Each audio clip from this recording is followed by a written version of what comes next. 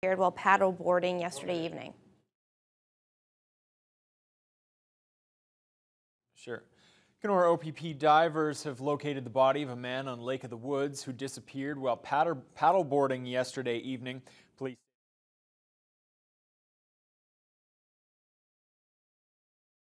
Hello, Rob. Thank you. Randy or Matt? Okay, thank you. He said Randy. Oh, my bad. Really? Yeah, you said Randy. Rhonda.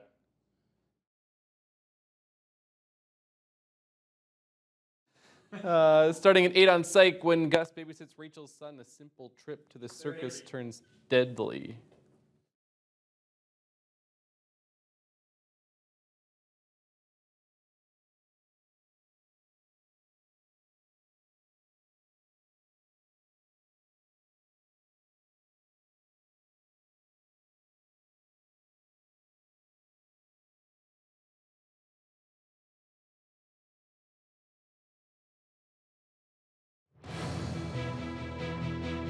Local swimmers react to cliff jumping deaths.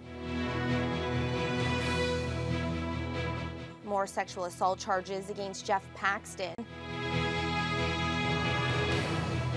And families hit local stores for back-to-school deals.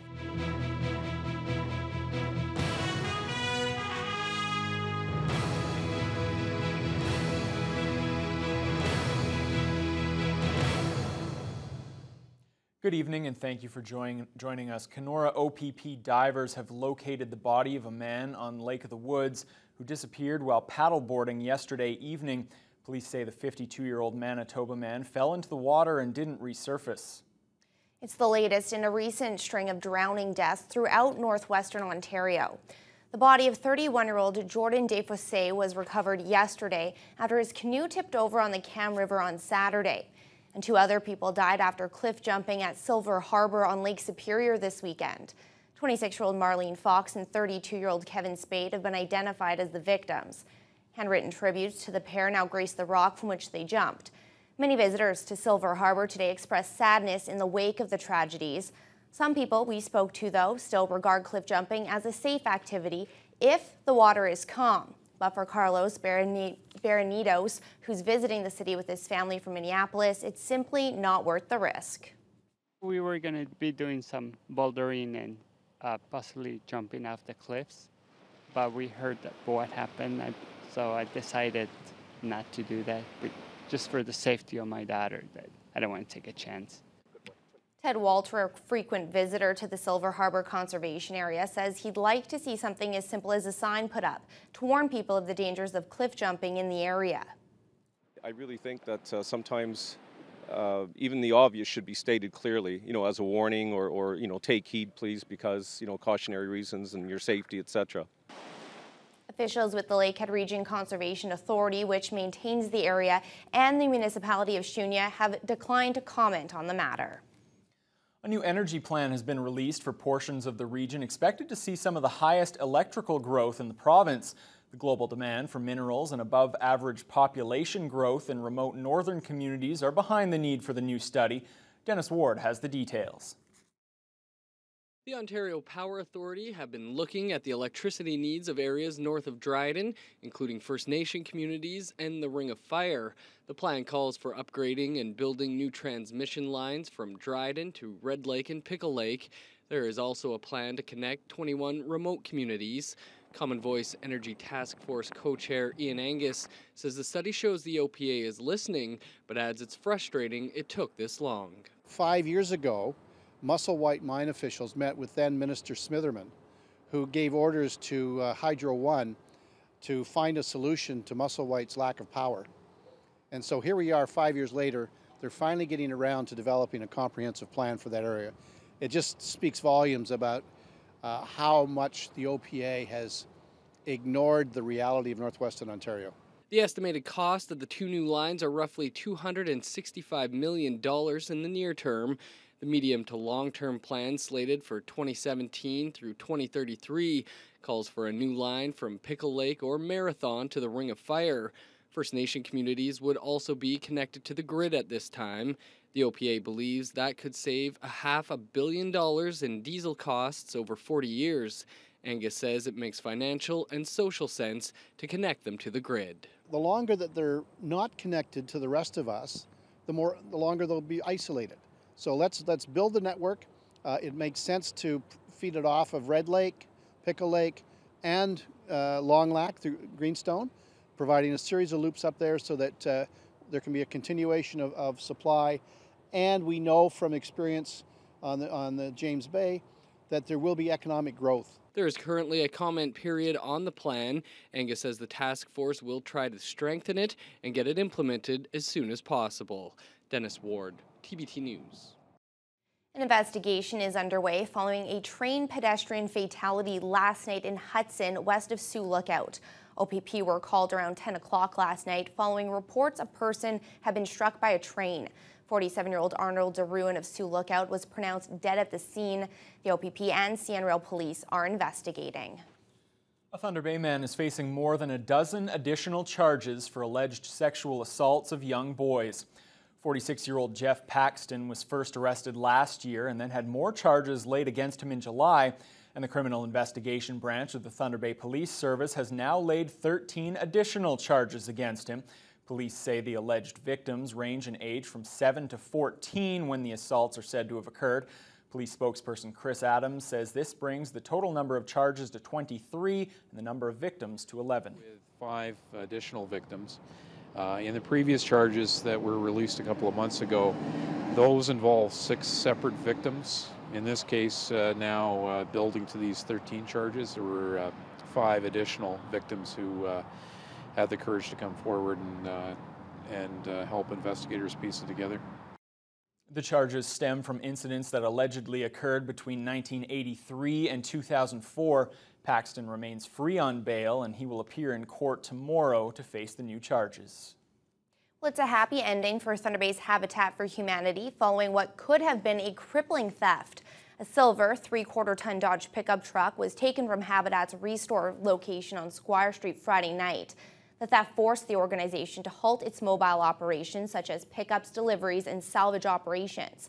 CEO Diane Mitchell says the truck was found last evening in the parking lot in the city's East End. It was in good shape with no apparent damage. Mitchell says she's thankful to have the truck back and in working condition, and she's extended thanks to the public for their support in finding the vehicle.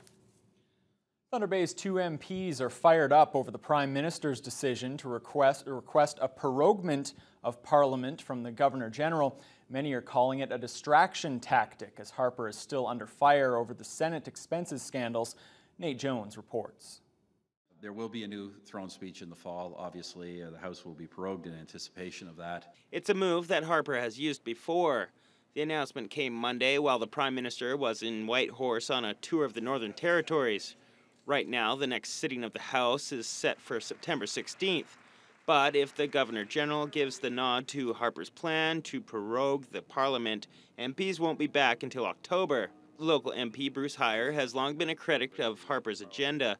He intends to ask the Governor-General not to prorogue the House and to take it a step further and dissolve the government. The Governor-General is a conservative, but he's also a man of integrity, and I hope this time he'll do the right thing. He'll say no to the bully. He'll make Mr. Harper take accountability for what has transpired, and for better or for worse, let's get back to work on September 16th. Many believe this is an attempt by the Conservative leadership to stall and somewhat distract Canadians from the Senate scandals.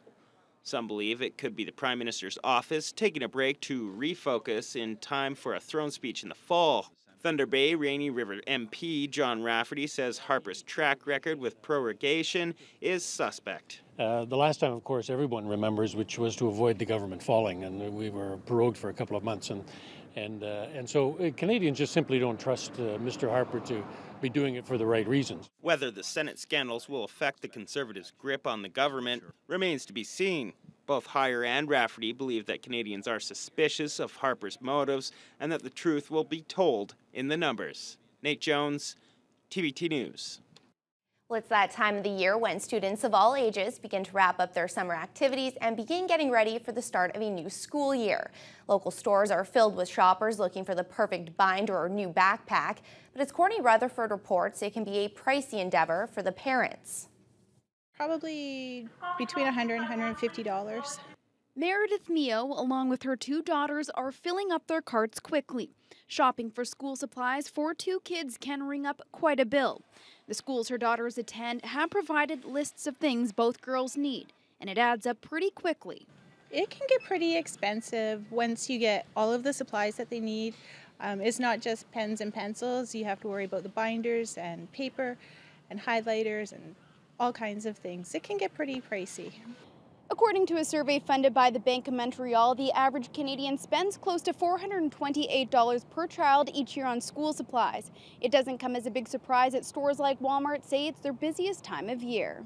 Yeah, back to school is the second busiest shopping period of the year next to Christmas. The magic number now is 158.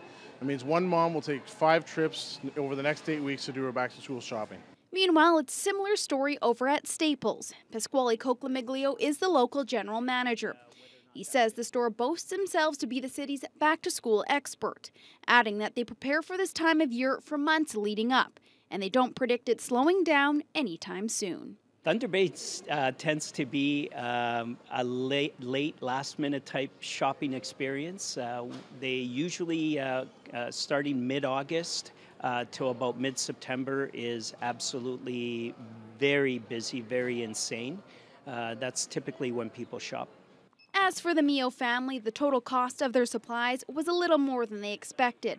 But the youngest member of their family isn't all that concerned. She says she's excited to just get back to school. Courtney Rutherford, TPT News. A pair of road closures for Thunder Bay drivers to know about. A portion of Pacific Avenue will be closed tomorrow from 7 a.m. to 5 p.m. between May Street and Simpson Street. The closure is necessary as Thunder Bay Hydro crews upgrade the power lines in the area. And the Pick River Bridge on the Trans-Canada Highway near Marathon is being closed for 1 hour on Thursday. The closure will take place from 10 a.m. until 11 a.m. Construction crews are doing repairs on the bridge, and there is no detour available. Graduating is a big moment in a person's life, no matter what age and no matter what level of education. 58 graduates and their families celebrated their educational achievements at the Fort William First Nation Community Center last night. It took Cheyenne Solomon 2 tries, but she finally finished high school. Cheyenne is one of 3 students celebrating her graduation from a general education development program. The 22-year-old dropped out of high school when she was younger. She said she never took it seriously until she had 2 children and realized the value of a good job. She says there were hard days juggling motherhood and school, but she's happy to call herself a graduate. It was a good experience. I had a good time. They made it fun to come to school, and it was good. The school atmosphere was awesome. It was learn as you go, whatever. Quiet, easy atmosphere to learn. Kathy Rogers is a teacher at the schools. She says most of the students graduating last night had previously dropped out due to family reasons, other life struggles, or because they had kids. This has provided them a space where they're comfortable and in smaller numbers as well. And the KHS, it's all under the Ministry of Ontario. And so we actually now offer university level credits so that they can go to university. Rogers notes what makes this program so special is that it gives students the chance to learn in a real community-based environment without having to leave their families and home communities. Well, the mercury was soaring in Thunder Bay today, and we almost set a record. According to Environment Canada, we hit 30.6 degrees Celsius this afternoon. That's just 1 degree shy of the record set in 1976. There was also a humidex warning as the temperature felt closer to 40. However, it felt much cooler at local beaches due to the wind off the lake.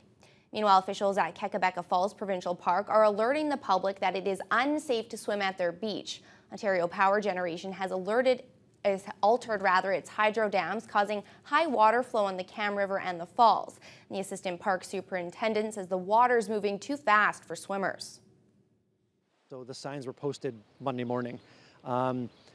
And we also put a beach advisory on our Park Reports website. So on the Ontario Parks website, it'll give the beach advisory.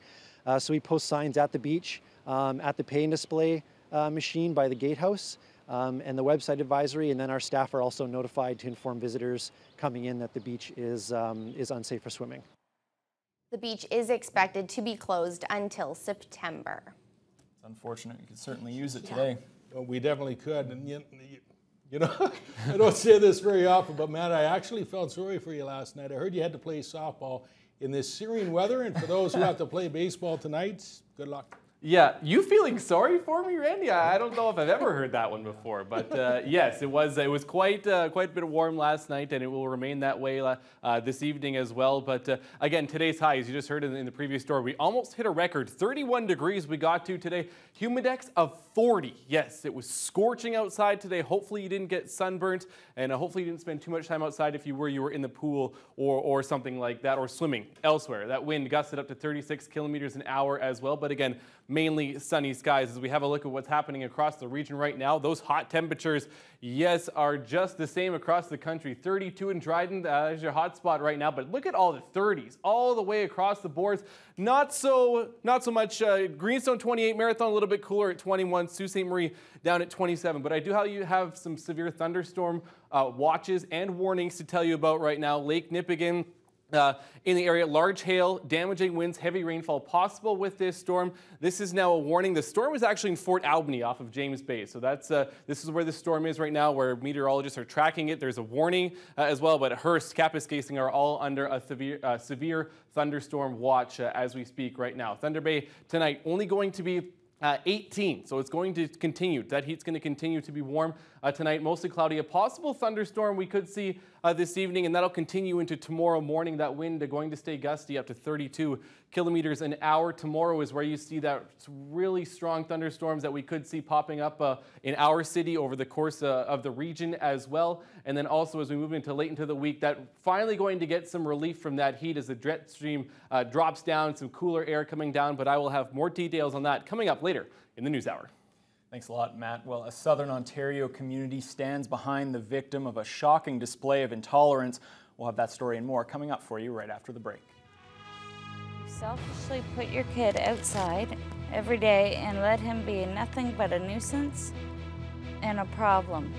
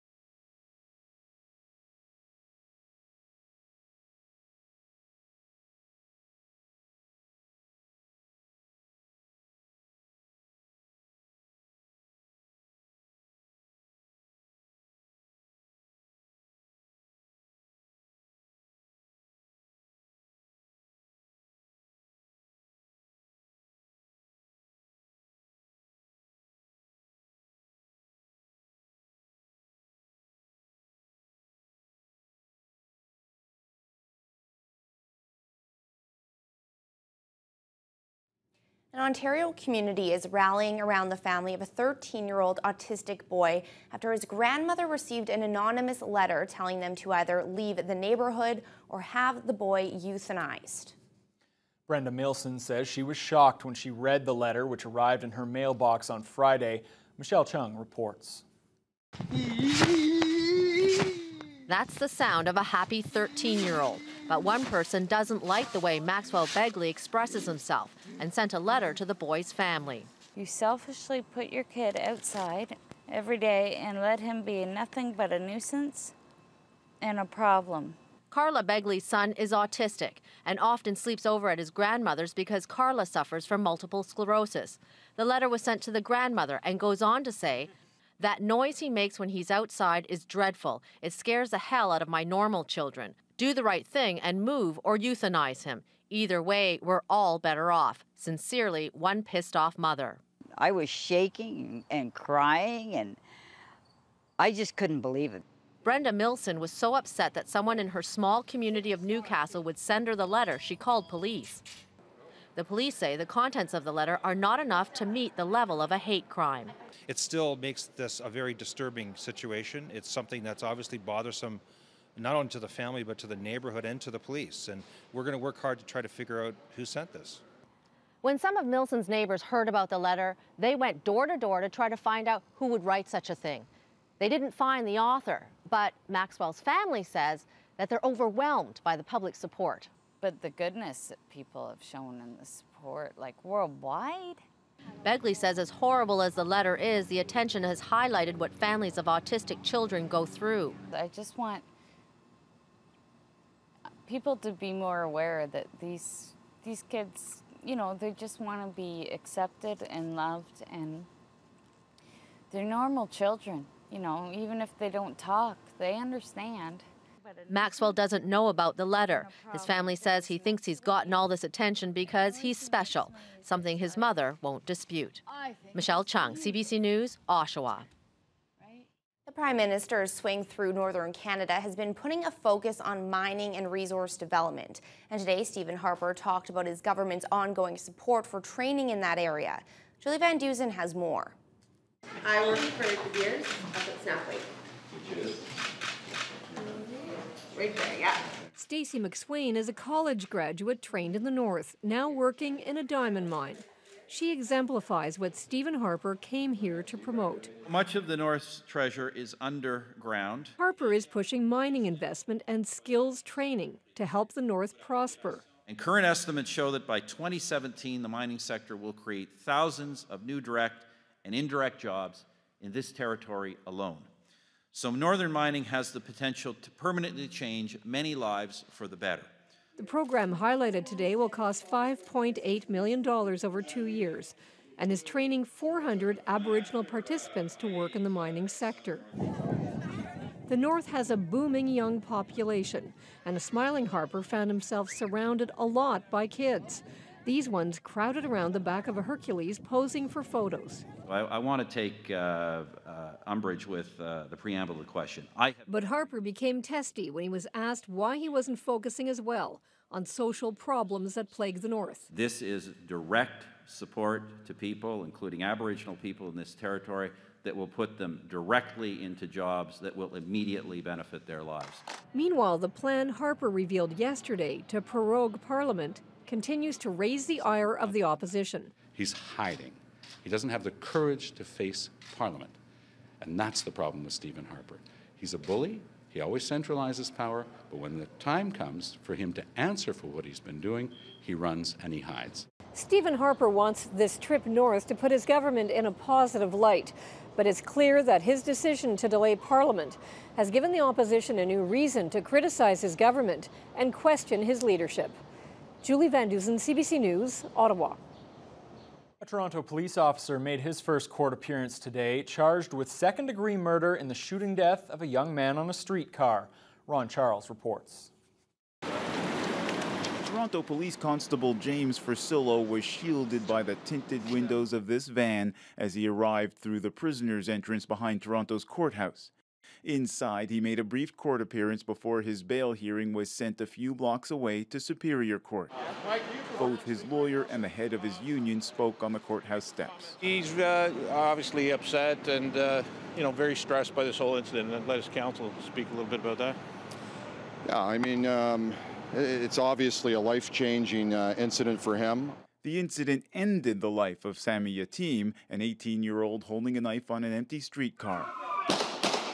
Fursillo is charged with second-degree murder for firing 9 shots at Yatim, rare charges for an on-duty police officer. This is also rare. Someone accused of murder leaving the courthouse on $510,000 bail a few hours after first arrival. It's rare if you want to talk about murder cases in general, but when you look at the circumstances of this case, this is a case where Mr. Fursillo didn't ask to be at the foot of that streetcar. He was on duty, and he had a legal obligation to be there.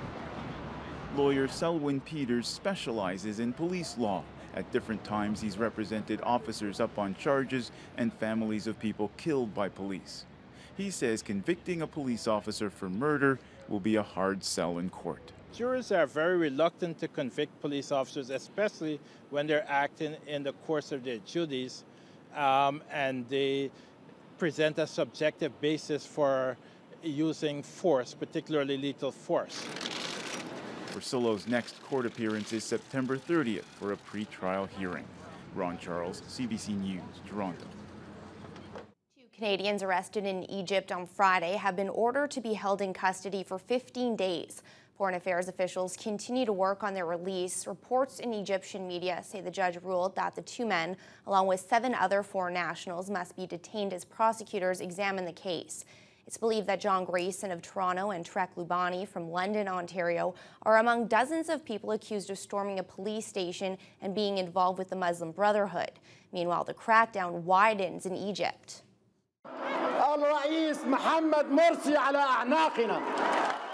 The country's army has detained the leader of the Muslim Brotherhood, Mohammed Badiya. He's accused of being involved in the June killing of 8 protesters outside in Cairo. He has been hiding since early last month, and his arrest is the latest step on the military's crackdown on the Brotherhood.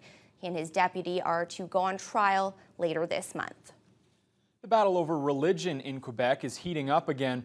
A newspaper report says the government wants to ban people from wearing religious symbols at hospitals, schools, and daycares. Catherine Cullen has the story.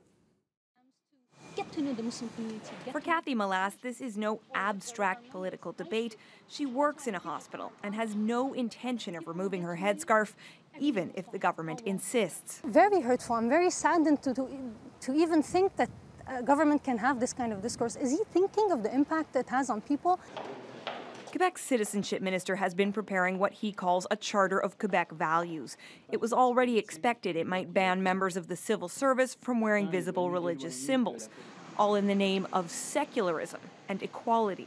I do think that equality between men and women, equality of all citizens, notwithstanding origin, mother tongue, religion, I do think these are important values. Today, a report in the Journal de Montréal says he would go even further, including public schools, daycares, and hospitals in the ban, along with government offices, police forces, and the courts.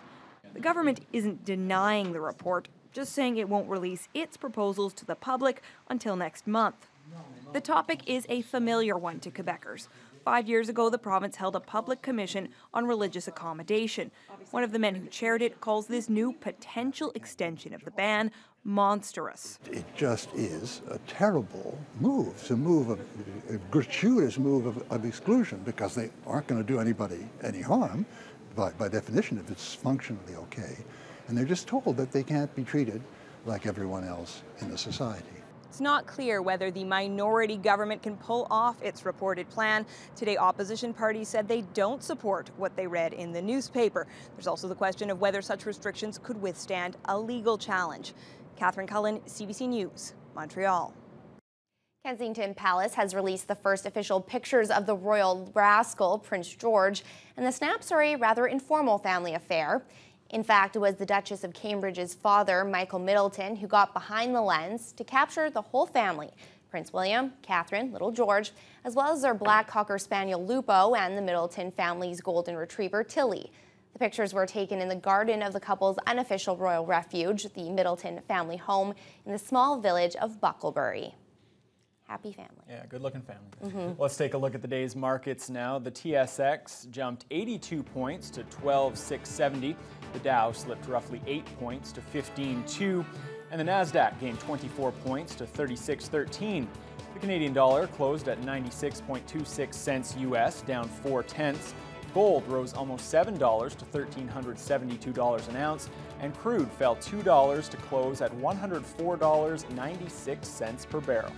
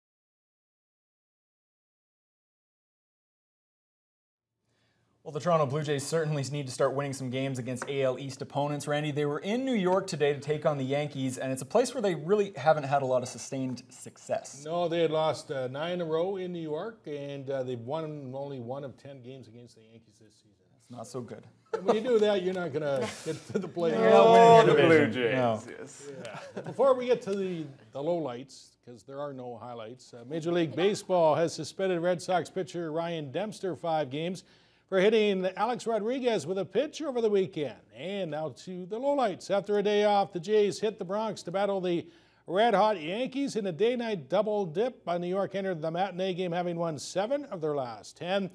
But it's the Jays grabbing the lead in the second off Ivan Nova. It's Mysore Turris lining a single to center. That will do the job as Adam Lind has played it. Now up 2-0. Roger Davis caps a 4-run second. He'll find lots of real estate in right center. That will cash Turris and Jose Reyes. New York, though, gets 3 runs back in the third. courtesy of this swing by Robinson Cano as he launches his 23rd home run deep to center off J starter Esmail Rogers. 4-3 Toronto. Bottom of the 6th, the Bronx Bombers take their first lead as Chris Stewart goes yard off Neil Wagner. It's his 4th long ball. That made it 6-4 New York. They go on to take the series opener 8-4, and to make matters worse, Jose Bautista left in the 4th inning with a sore hip. In senior men's ball last night, the first place Daytona Dodgers squeaked by the Coastal Steel Orioles 6-5. Adam Josephchuk was the winning hurler. And the pressure was on Canada last night as they faced a must-win against Panama at the Little League World Series in Williamsport, Pennsylvania. The winner moves on, the loser heads home. And in this one, not a good start for the Canadian reps from Nepean, Ontario, as Edgardo Rosales rings up Angus Adams for a solo shot to left center. Rosales with a 4 RBI game. Still in the second, Panama goes up by 3. Rafael Iseric hammers a pitch to right. It's misplayed by the right fielder. You could score it, a 2-run triple, 3-zip. Then Juan Crisp, no relation to Coco Crisp, does his part with a 2-run single up the gut. Panama put up 6 runs in the inning. Different pitcher, same result in the third. This time it's John Corneo hammering a 2-run double to left center. The road is officially on. Canada down by 9. This one finishes up 12-zip for Panama as John Mars Sanchez goes deep off Clay Surrett for a 2-run tater. Canada heads home with a 1-2 record. Panama takes on Taipei, China next. And the Anaheim Ducks will be without defenseman Sheldon Surrey for up to 6 months with a torn ligament in his wrist. Detroit has finally signed forward Gustav Nyquist to a new 2-year contract worth about $2 million. CFL news, Montreal Alouettes quarterback Anthony Calvillo officially won't play Thursday night at home against BC. He has a concussion. And in Winnipeg, Max Hall starts at quarterback against Hamilton Saturday. The Blue Bombers front office shuffle continued this past weekend with the firing of offensive coordinator Gary Croton. Russ Hobson fills you in. I mean, ultimately, it's my decision. This time, the buck stops with head coach Tim Burke, and it was him who had the final say in firing second-year offensive coordinator Gary Croton. Just lack of points. I mean, we just aren't scoring any points. We just weren't having enough success. You know, and I think we got to try a different approach. Croton came to the Bombers in 2012 with an extensive resume that included an NCAA national championship as offensive coordinator at LSU. But this season, the Bombers' offense ranks dead last in most of the important statistical categories, including points scored, where they're averaging a little under 22 points per game. We struggled on offense at times, and other times we had some good moments, but there wasn't a consistency that we needed, and I feel bad about that. Marcel Belfay has been given the unenviable task of getting the offense on track, and it's not exactly a great situation to walk into for the former Ticats head coach. I didn't want to do this position when I came here. This was not the reason I came here. I wanted to consult the rest of the season and try and help and make things better. You know, it's always a challenge coming in midstream. There's no magic button to just turn on the Bombers' offense, but the new OC has already seen a number of things he wants to change. I did see some disconnects as it relates to the CFL game. Some things that are just structurally CFL. I feel overall that, you know, we haven't necessarily had an identity. Russ Hobson, Global Sports. Well, this past weekend, the BC Lions unveiled some new threads, and it's safe to say they've hit the jackpot with their new third jerseys, and it seems fans have no problem shelling out $125 to get their hands on one. The only ones available are for custom is Lule, Harris, and Big Hill. Yeah, do you mind if I put you on hold a quick second? Thank you. BC Lions, please hold. It's been anything but business as usual at the BC Lions office. The first morning cup of coffee wasn't even finished before 80 more orders came in for the Lions' new futuristic third jersey. Never before has a new Lions jersey generated this kind of excitement, where the team's boardroom has been transformed into a makeshift Lions distribution center with wall-to-wall team gear. First off, at the stadium, we had a tremendous response. We basically sold out. We had a few sizes that weren't, but we basically sold out. Our partners, Reebok, we've been working on this for a number of months. They delivered in terms of getting us at least 750 to be able to be in a position to start selling. We're basically sold out. We have a second shipment on the way. So it's gone over extremely well. And like I say, the biggest thing is just the positive vibe it's created. The Lions have worn numerous helmets and uniforms over the years. It's a rite of passage in pro sports where a steady stream of new colors and new designs are introduced on what seems to be a fairly regular basis. This is just a small sampling of some of BC's. For the Lions, the matte black helmets and gunmetal gray jerseys were an instant hit on and off the football field. We have a motto we live behind that you have to look good to play good, and that's like if you're preaching in front of a whole congregation, you have to have a nice suit on to make sure everybody know you're the center of attention. So those uniforms, we were the center of attention, and we got the W, so that's all matters, and we got the win with it, so it felt good. I think it brought a whole another level of excitement to be able to put on something like that, all blacked out, black matte. Does it matter to a player what kind of uniform they wear, what it looks like? I think I think it does. You know, we don't want to say that it matters what we got on, but everybody wants to look good, you know, when they go out there and play. And, you know, you heard some things from Calgary, and, you know, they complimented us about the uniforms and they said we look nice. So we felt them. You know, we love them. We want to bring them back next game. We want those to be our permanent uniforms. We like them a lot. Michael Vick will start the season as the Philadelphia Eagles starting quarterback. And in preseason action last night, Ryan Benazzo was doing the happy dance as his Washington Redskins knocked off Pittsburgh 24-13. Little does Ryan know it's only preseason. RG3, by the way, didn't play in the preseason game. Now the plays of the week. Just knock over all the chairs. Yes. That's how you get a souvenir. Broke his bat. Soft liner just by Fister. Look at that play by Iglesias. Ladies and gentlemen, that just happened. Young hits one high to left field. That one is caught by Grossman. Are you kidding me? All right, he got it. Now give it to the kid. Here's Brown from the 14-yard line. Tim Brown's got a seam at the sidelines. He goes. Tim Brown's got the kicker to beat. Brown in the middle of the field. Touchdown. Watch it. There's the rush over the middle. Oh, what a catch from S.J. Green. Watch it. We'll see that tonight on SportsCenter. Watch it. Fly ball left field hit well. Gordon back to the wall. He reaches and runs right into the left field wall. Oh my goodness, what a play by Gordon. The good news when you're up against him. Van Persie, the mark of a genius. New season, same old Robin Van Persie. Oh, he's got a bloody nose. That's right on top of the plate. That's up the middle. Nice flip. Wow. Beckham to Ramirez on a double play. Up the middle. Giannis dives back. Flip for the out at second. He may not like left field, but he plays it like a Hall of Famer. And this is This is nothing new for Jonathan Bostic. And Shady McCoy, look at that move to the outside and back in. Puig has a long way to come, and it's going to drop for a hit. On his way to third, and a great throw.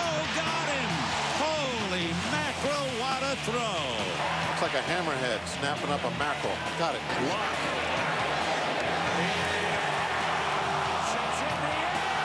Caught for the touchdown by Reggie Wayne. You can't make it up. Thought I was watching the Bengals play there. How come you, fine catches at the end. How come you didn't have Leonard Hankerson's one-yard touchdown catch from my Redskins game last night? Because it was only preseason. And we won't do that in the regular season. And the Colts are better. Anyways, yes, to Teletalk on tonight, Global Thunder Bay, a double dip of NCIS. Here's your full lineup on Teletalk. Tonight on Global Thunder Bay, starting at 8, it's NCIS, and the team reacts to the murders of Ziva's father and Vance's wife.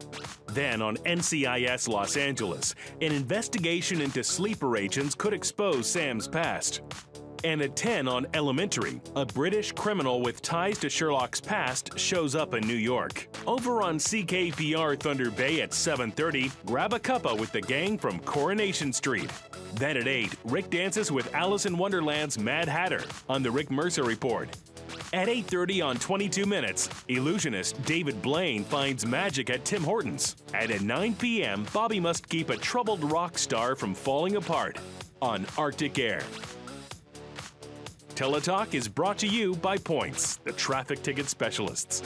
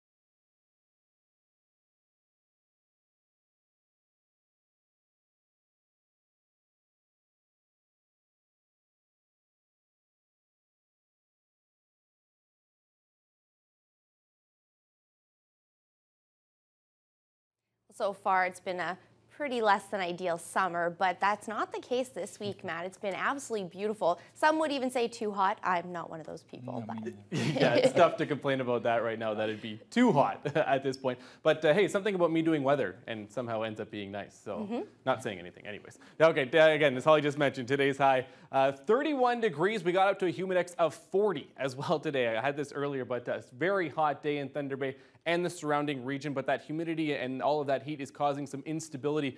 Details on that in a couple of seconds, but again, a mainly sunny day. Let's look at what's happening across the country right now. Vancouver, 21 degrees, mainly sunny skies. Prince George, a little bit cooler at 17. Edmonton and Calgary, both 20, 22 degrees respectively. As we move into the Maritimes, 21 and 23. Regina, a little bit more cloud cover in Saskatchewan right now, but Winnipeg, 28. And up in Churchill, 18 degrees. Sorry, check that. So a little bit cooler up in Churchill. But you see that heat that's coming up from the States as we move down to Toronto, 27. Ottawa, Montreal, 28. Quebec City, 27. So Southern Ontario also benefiting from those warmer temperatures right now as well, and some of that beautiful weather. As we move out into the Maritimes, Fredericton, mostly cloudy skies in Fredericton, just 22 degrees, 23 in Halifax, 17 in Charlottetown and St. John's, 7 degrees. They actually have a frost warning tonight for most of St. John's and the surrounding region, believe that. A frost warning, 31 degrees, but a frost warning out there. Not so lucky for them. As we have a look at the systems map today, there's that cold front moving down, but you're going to see this pocket of precipitation that's going to hang around in the region up to red. So again, there's going to be some thunder showers, thunderstorms tomorrow morning in Thunder Bay and in the region. But as we move into Thursday, those are all going to dissipate and another high pressure system comes in. So we're going to have a couple of beautiful days more of sunshine, which is always a good thing. To update you, as I said, on those thunderstorm watches and warnings, been upgraded to warnings in Lake Nipigon and Greenstone. Still watches for other parts of the region, but in Moosonee as well. That is a thunderstorm warning right now. So for those people, hail possible with this storm, heavy rainfall. Take cover if you are in those areas and you get caught in that storm.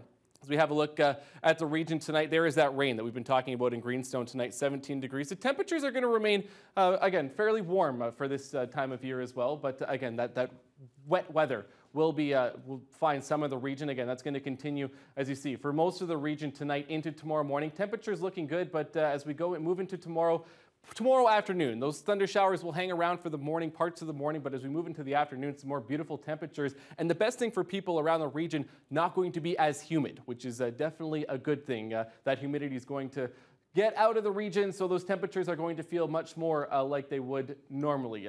Right now, Thunder Bay, sitting at 39 with the humidex right now, so again, still very warm at this point in the day. Wind gusting, though, almost up to 40 kilometers an hour as we move into tonight. As I mentioned, going to see some showers.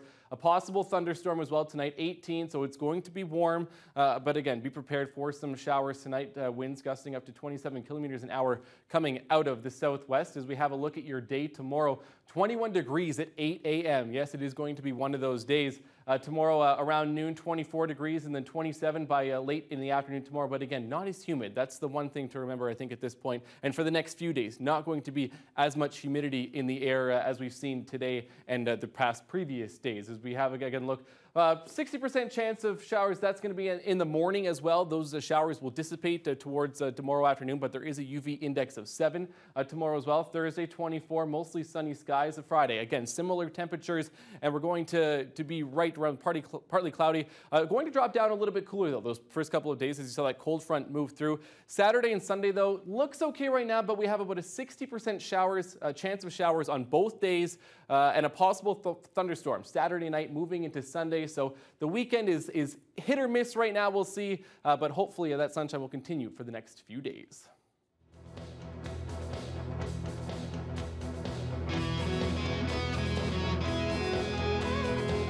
It's time to visit the Thunder Bay and District Humane Society shelter, and tonight Fiona Gardner introduces us to a 2-year-old lab mix.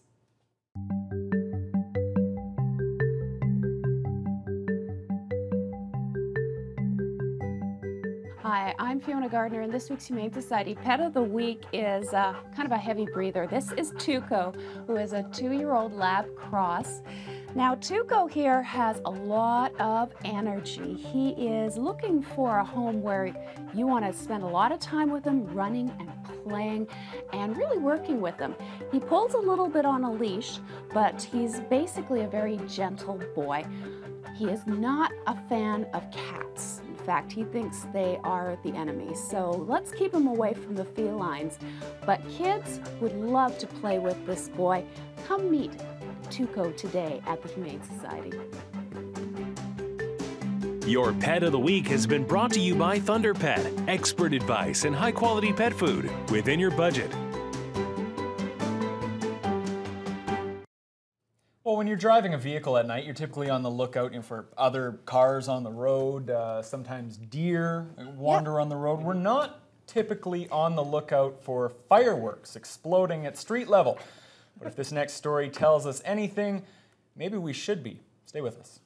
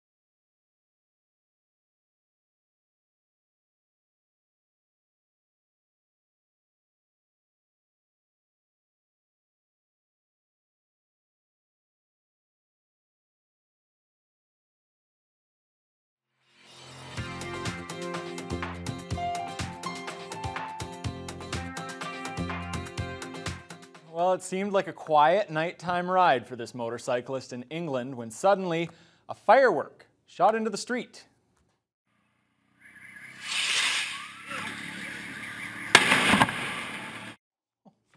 Take another look as the firework spirals into the street, just missing another biker before exploding under a bus.